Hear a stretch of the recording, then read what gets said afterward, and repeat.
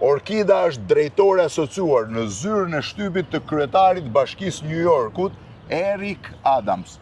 Kjo është rezidenca private e tij që prej vitit 1940 quhet Gracie Mansion dhe është rezidenca zyrtare, shtëpia e bardhë e New Yorkut, që prej vitit 1940 kur La Guardia e vendosi për rezidencë edhe deri tani. Dhe kryetari aktual i Bashkisë New Yorkut që ndron këtu, ai ka organizuar një event për komunitetin shqiptar, ka dhënë dhe një intervistë për emisionin Opinion që na ka ndihmuar Orkida për ta organizuar të gjithën.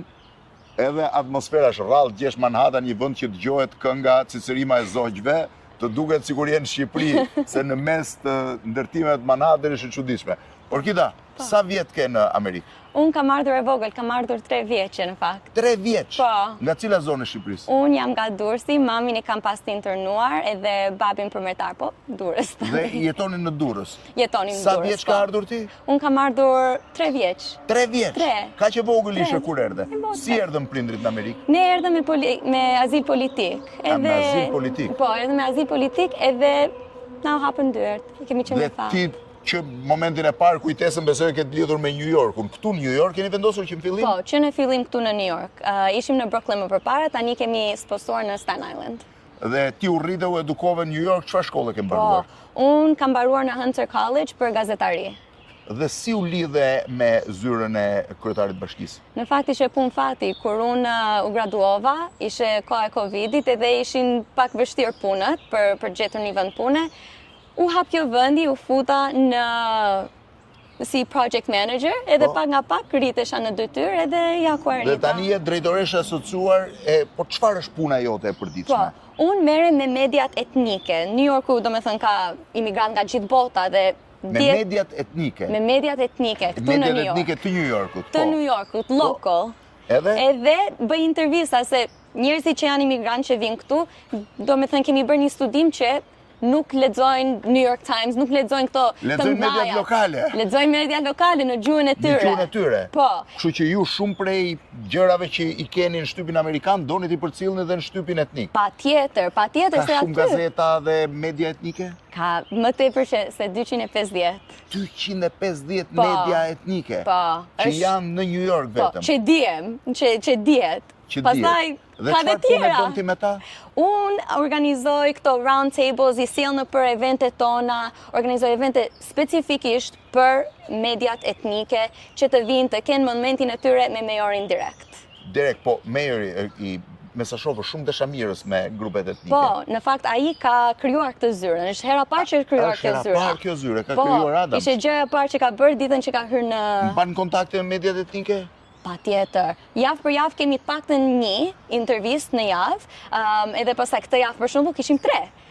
Sepse qëllon nga intensiteti i gjërave. Patjetër. Po e shoh që shumë dashamirës dhe me komunitetin shqiptar. Po, shumë. A di gjithmonë bën shqiponjën. Bën shqiponjën, e pash dhe ishte shumë interesante edhe pjesa e shqiponjës. Po në punë si është?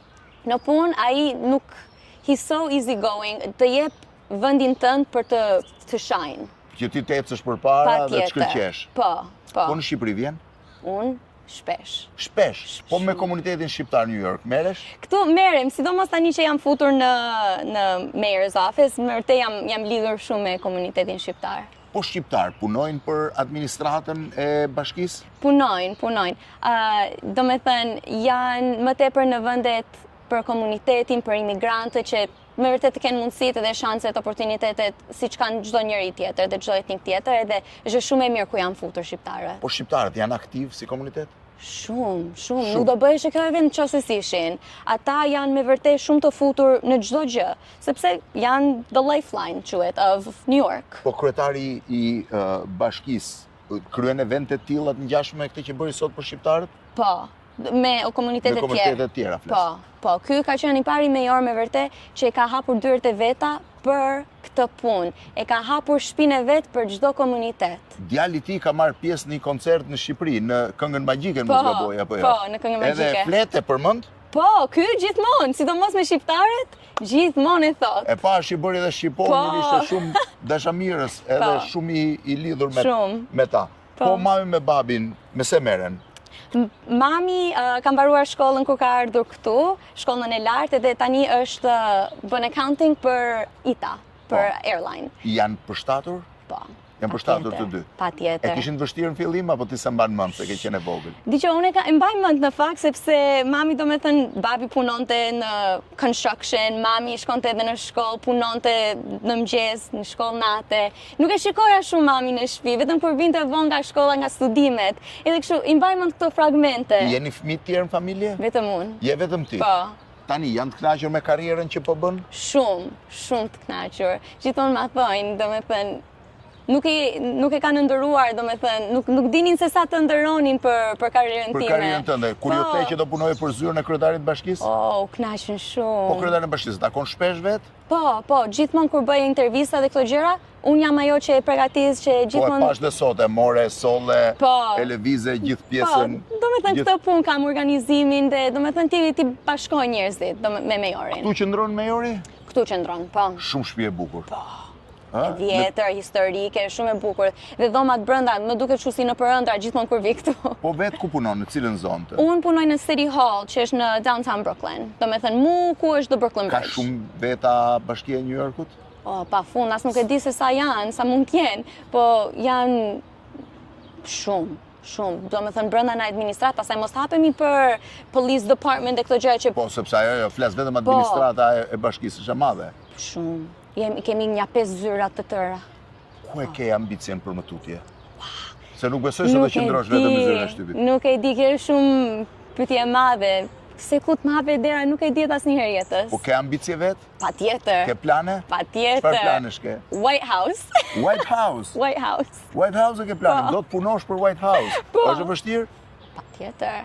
Por mund të arrish. If you can do it in New York, you can do it anywhere. Absolutisht, po. Kur e arrin në New York, nuk ka asnjë problem për vendet e tjera, se New Yorku është top of the top i Shtetet Bashkuara të Amerikës. Po ku vjen shpesh në rezidencë? Unë vi shpesh, bëjmë disa herë intervista dhe këto eventet vi dhe i menaxhoj.